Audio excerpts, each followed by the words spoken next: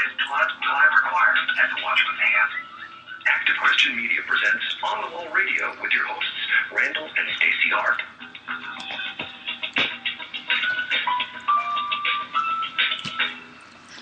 Hello, everybody. Welcome to this edition of On the Wall Radio. I am your host, Stacey Harp, here with my husband, Randall Pandlebear Harp, and co-host.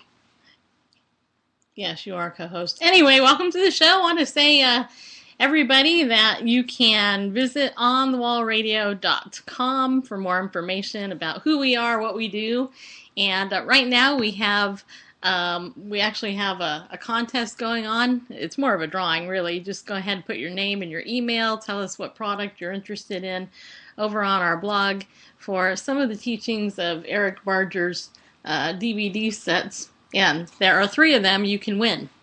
The Deception of Chrislam, Are Mormons Christians? A Biblical Comparison of Mormon and Christian Doctrine, and The Errors of the Emergent Church, an expose of the philosophy, doctrines, an expose of the philosophy, doctrines, and leaders. So I guess that sounded awkward, but anyway, that's what these are. So if you want to enter the contest, all you have to do is go over to onthewallradio.com, check it out, and enter. And we're having the drawing on Friday, the 18th. So do that as soon as you can, and once I have 3 people who've entered and all that, I will go ahead and get that out in the mail to you as soon as possible.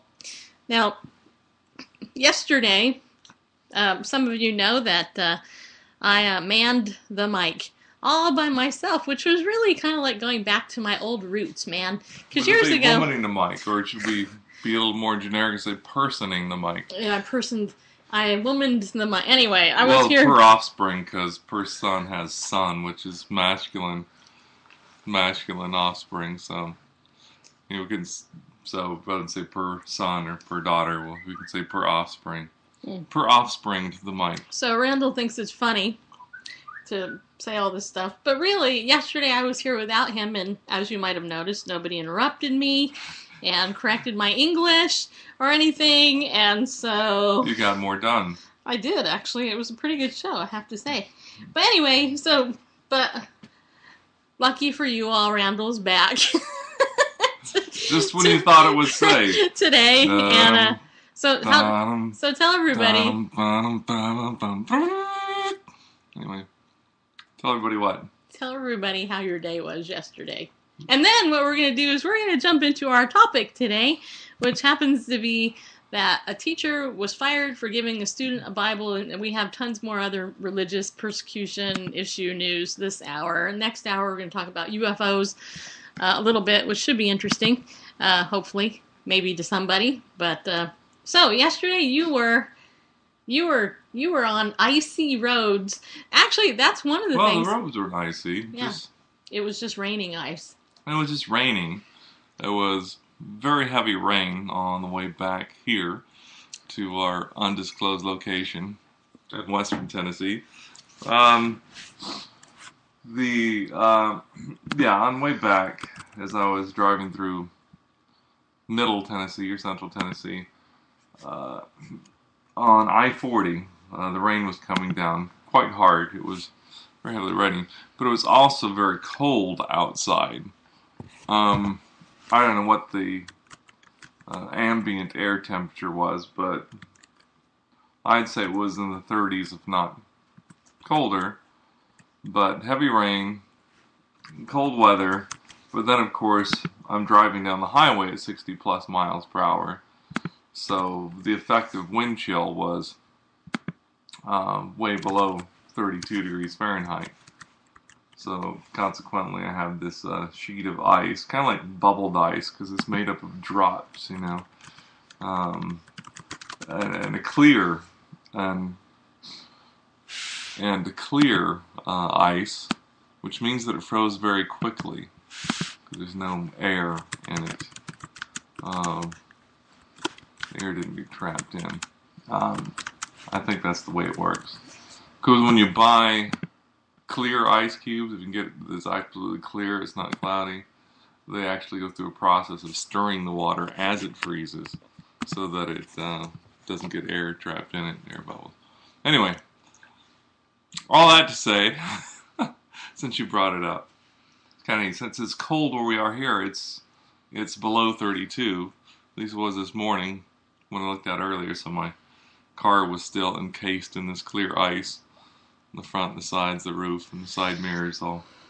It's basically the airflow from the traffic everywhere that was. I know. I got my very first emergency alert text message from the Weather Channel website. Because you guys, did you know you can sign up to get text messages about what the weather is? If you go to weatherchannel.com, I think it is, and then put in your area, they'll go ahead, or you can put in any area, but if you want to put in for your area, then you can do that. And it says, imminent severe alert. Ice storm warning this area until 6 a.m. Central Time. Prepare, avoid travel, check media. That's what it says. And it buzzed on my phone. I was like, oh my gosh, what's going on? And next thing you know, I was like, yeah, it's very cold out. But I love it. I personally love it. And I'm kind of hoping it snows more because I like the snow. And anyway, so just thought I'd share that with you. But you, and this is the cool thing, Randall Bareface, you actually got to go and do a tour of the Gideons International, and I wanted you to tell people what that was like because you are a Gideon, and this story that we're talking about today is actually also a member of the Gideons that this happened to. So that's kind of the tie-in to this. Yeah, since I was in Nashville, Tennessee yesterday morning and into the very early afternoon, and very close to the closing office, the attorney's office where I did the closing on our new house, yay, was literally across the street or diagonally across the street from the Gideons International headquarters in Nashville, Tennessee. So I do have some contacts there since I have been a volunteer with the Gideons International for going on 11 years, I think. Anyway, just over those years, I have had contact with people that are on staff at the international headquarters. So I called one of them up and said, "Hey, I'm going to be right there across the street. You want to get together and do lunch?" And so that we did. But prior to that, I got a speed tour of the facilities, the 30-minute tour. Ramona, thank you. She was a passionate and yet prompt tour of the facilities. Just some pretty neat stuff. I mean, this is an organization that has one objective, and that's to reach men, women, boys, and girls with the saving knowledge of Jesus Christ. And the primary way that is done is through the distribution of scriptures. That is, Bibles, Old and New Testament, as well as pocket New Testaments and small paperback New Testaments and what we call the human traffic lanes of life. You're probably familiar with finding that Gideon Bible in the hotel, or Gideon Place Bible. It's not a Gideon Bible. It's depending on what country in the world, the translation might be different. As long as it was translated by those who believe the Bible to be the inspired Word of God, it's good with the Gideons. So here in the States, it's either King James or New King James. So, but people say Gideon Bible. I wanted to dispel that myth that somehow it's a Gideon translation or some Gideon, version of the Bible. No, it's just a accepted Bible translation, no matter what country you're in, and any one of the 96 languages that Gideon scriptures are printed in. Anyway, so a Gideon Place Bible, you find those in hotels or motels. That only represents about 20% of the total distribution. There are schools, which is from elementary, 5th grade and up on through universities. And amongst the military, those serving the military, police officers, firefighters, EMTs, medical personnel. And I'll just say a lot of places that, as I said, the human traffic lanes of life, places where people are flowing through or come in contact with potentially a large number of people, because that's an effective way to plant. Do they give Bibles out at the airport? Not at the airport, but they are available on commercial airlines. Yeah, see, very few people actually know that. Yeah, it should be there if next time you're on a flight, one of the commercial carriers, Delta, American, whatever, ask for a Bible, and they should have one there. Gideon placed Bible there on the flight. You know what? I wish I could have told L.A. Marzulli that, because I called him earlier today to be a guest for our second hour, and his wife Peggy happened to tell me that he's currently in the air. So he's actually on an airplane and couldn't join us today to talk about UFOs. That's what we're going to talk about next hour. But anyway, so what was one of the coolest things you saw at the Gideons International, as far as, One of the coolest things I saw. Yeah, the coolest stuff. By the way, hi to everybody in the chat room. We see ya. So at any time, please comment as you feel like it, and, we'll listen to you. Or call in if you want. One of the things that stands out in my mind, I regret that I didn't take a photo, just wasn't thinking about it. But there are various pieces of art and artifacts that people from around the world have sent in as a thank you. And there was one from a man in prison in Russia, who came to faith because of a Gideon Place scripture there in prison. And he made a crucifix. I can't tell you what materials, but whatever materials he could find in prison, paper, and I don't remember all the other materials, and he made this very nice crucifix with Christ on the cross, but very ornamental, as you might find in an Orthodox church or something like that. But he made this from whatever materials he came across in prison and painted it, and listed there some of the materials he used, like crushed up medicine to get like green and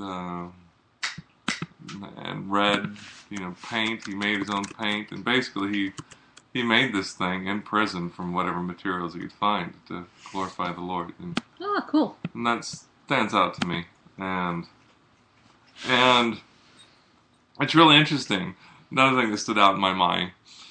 For those of you who are Gideon and auxiliary members, which may not be very many of you, but we have monthly camp meetings that are designed for fellowship and inspiration and training, and often they set up a tent and everything. No, I'm just kidding. Just meet at a restaurant or a banquet room, something like that. Anyway, and there are videos that are provided from International for training and just informational kind of things. They're pretty good. Yeah. And this one was done where they were talking about each person making a contribution to, the greater good of the spread of the gospel, and that each little act goes a long way. It may not seem much as an individual, but these acts together carry the Great Commission. And the way they were illustrating that is they showed people putting a colored push pin, on a board. And it was just a close-up, people pushing a push pin on a board. But then there's the zoom out where these push pins make up a picture of a little boy holding a Gideon Place New Testament. And when I saw that, I thought, well, that's kind of clever. They just show people putting push pins. But I figured this zoom out thing was just a computer generated thing. Made it look like it was conveying the idea. But no, it's a real thing. In the devotional room, the chapel or whatever. It's not. They have a chapel that's for individual prayer.